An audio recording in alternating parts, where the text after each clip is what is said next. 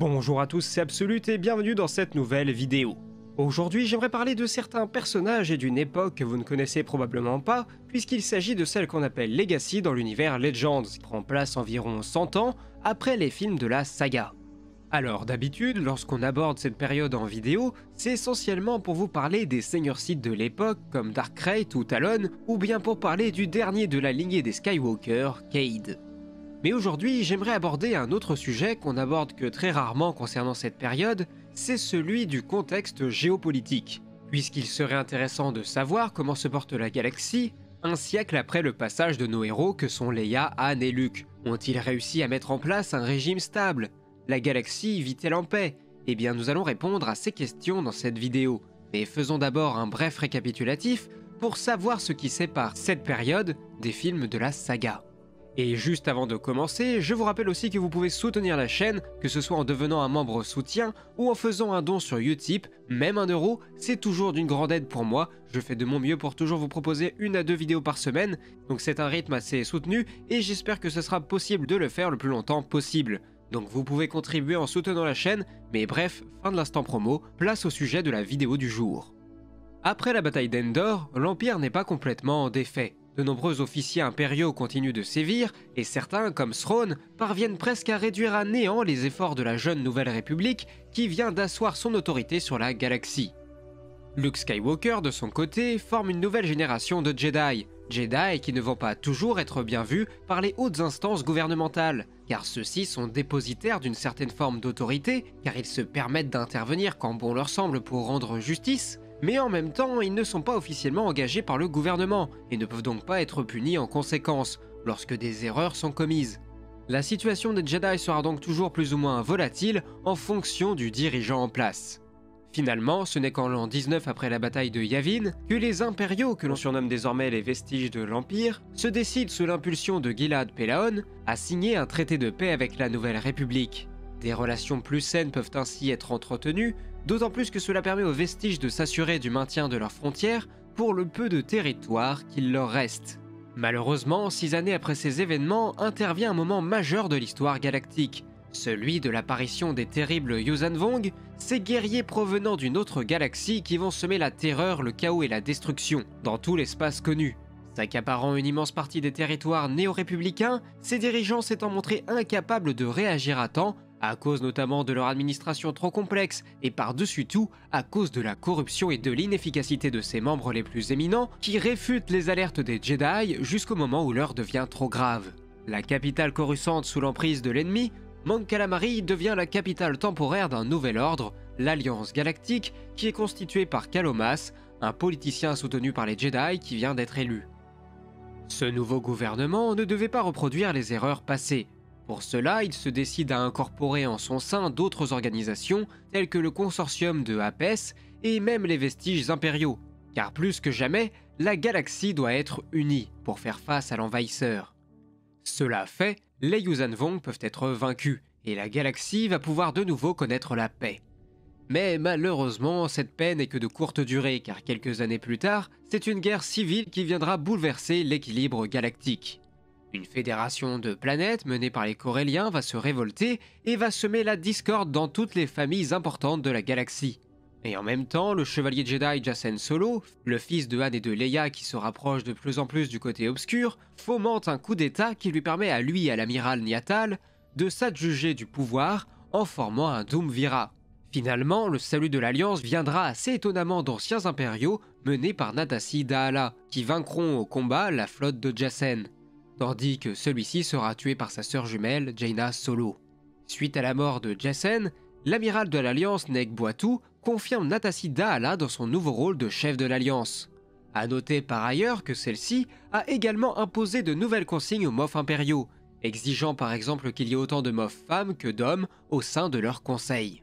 À la suite de cette épreuve, une réunion renommée comme étant le sommet de l'unification se tient et réunit 3 leaders importants, Natassi Daala en faveur de l'Alliance Galactique, Jagged Fell pour les Vestiges et Turfenir pour la Confédération Corellienne. 3 anciens impériaux chargés de décider du futur de la galaxie. A noter d'ailleurs que Jagged Fell est le fils du baron Soontir Fel, un ancien pilote de l'Empire particulièrement brillant qui a ensuite rejoint l'un des empires parallèles de Palpatine, l'Empire de la Main dans les régions inconnues. Depuis, il côtoie régulièrement les Jedi et notamment Jaina Solo, avec qui il entretient une relation amoureuse.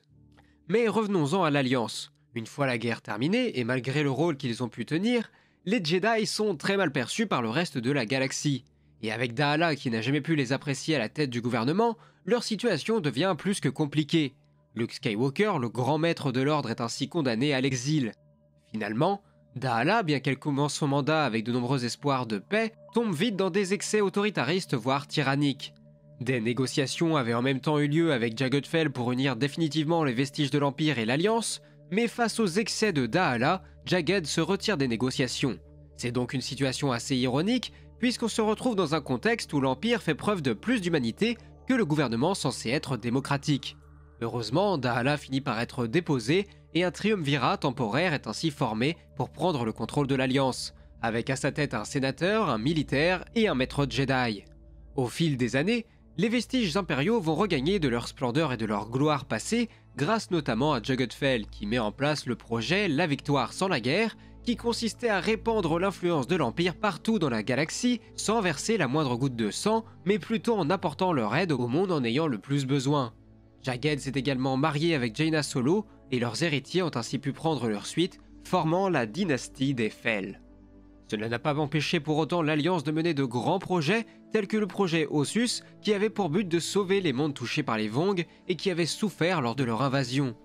Ce projet, qui rencontre pendant un temps un franc succès, finit par être saboté par un ordre Sith renaissant mené par Darkrai dans le plus grand secret. Mais les Jedi sont incapables de le prouver et des voix commencent alors à se faire entendre contre les Jedi et l'Alliance et de nombreuses planètes déclarent leur indépendance. À ce moment-là, autour de l'an 120 après la bataille de Yavin, l'Empire est sous le contrôle de l'empereur Rohan Fel. Celui-ci négocie une alliance avec les Sith et c'est ainsi que se déclenche la première guerre Sith impériale. Le leader impérial espère ainsi pouvoir s'approprier de nouveaux territoires et même si l'Alliance résiste la première année du conflit, au bout de 3 ans d'intenses batailles, ils n'ont pas d'autre choix que celui de se rendre à leurs adversaires. L'Empire se rétablit enfin comme la première puissance galactique et repositionne son siège principal sur Coruscant. Malheureusement, Rohan Fel ignorait les risques qu'il encourait en s'associant aux Sith, car ceux-ci ont vite fait de se retourner contre leurs alliés, et un coup d'état éclate, permettant à Darkrai de s'approprier le pouvoir central. Heureusement, Rohan Fel parvient à s'enfuir et retourne sur son ancienne capitale Bastion, où il va pouvoir mener la résistance contre les Sith et ses sujets impériaux qui l'ont trahi. Rohan Fel a ainsi trouvé de nouveaux alliés avec les Jedi et les restes de l'Alliance Galactique, qui lui ont permis de tenir tête aux armées de Darkrai. Malheureusement, au cours du conflit, le côté obscur vient pervertir l'esprit de Rohan Fel qui ne peut être qu'assassiné par l'un de ses chevaliers impériaux, les membres de sa garde personnelle qui juraient de le protéger lui, mais également l'Empire de l'Empereur si celui-ci venait à perdre la raison. Sa fille Marassia Fel prend sa suite et en compagnie du maître Jedi Kruk et de l'amiral Gar Stasi, ils forment le triumvirat de la Fédération Galactique, chargé de régir la galaxie. Mais alors maintenant que nous avons vu un aperçu du destin géopolitique de la galaxie et de son histoire, que peut-on en dire? Est-ce que Palpatine, avec son empire, n'a pas finalement un peu gagné? Après tout, la République et ses héritiers ne sont jamais vraiment parvenus à établir le gouvernement juste et stable qu'ils espéraient. Et seul l'Empire, et plus particulièrement celui mené par Jagged Fell, a semblé atteindre cet objectif. Et là je m'avance peut-être un peu, mais et si au final, le problème, ou plutôt la solution du problème, ce n'était pas la forme du gouvernement, mais plutôt les gens qui le composent? Car on a bien pu voir à travers tous ces exemples que j'ai pu citer, que ce soit pour l'Empire ou pour l'Alliance, ils ont tous eu leurs moments de gloire et leurs échecs. Seulement ils ont tous eu aussi des bons et des mauvais dirigeants. Mais en se reposant exclusivement sur la personnalité du leader pour déterminer si un gouvernement fonctionne comme il le devrait, est-ce qu'on n'est pas également face à une sorte de culte de la personnalité, où l'on serait prêt à laisser une personne, sous prétexte qu'elle serait meilleure que nous, décider de ce qui est juste ou bon pour notre propre personne sans qu'on nous demande notre avis? Je vais probablement un peu loin, et on pourrait faire tout un tas de parallèles avec l'actualité, ce ne sont pas les exemples qui manquent, mais je trouve que cette question est passionnante et ça montre aussi que même dans un univers comme Star Wars, que certains pourraient qualifier d'enfantin ou de simpliste, qu'on peut malgré tout y trouver des sujets de débat intéressants. Mais bref, je pense que j'en ai assez dit et que j'ai suffisamment débordé. J'ai trouvé cette vidéo vraiment passionnante à écrire car elle m'a permis de vous parler de tout un pan de l'univers étendu que je n'ai pas encore eu assez l'occasion d'aborder et que je trouve vraiment passionnant. tout en essayant en plus d'apporter une réflexion par-dessus. Dans la même veine, je vous recommande également la vidéo concernant la Nouvelle République sur la chaîne de Captain Tabouret, car si vous ne l'avez pas vue, c'est vraiment une vidéo super intéressante. Enfin bref, sur ce, j'espère que cette vidéo vous aura plu. Si c'est le cas, vous connaissez la chanson, n'hésitez pas à liker la vidéo, à la commenter surtout, c'est le plus important.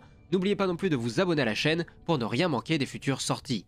Et sur ce, moi il ne me reste plus qu'à vous dire à la prochaine pour de nouvelles vidéos. C'était Absolute et que la force soit avec vous. Ciao.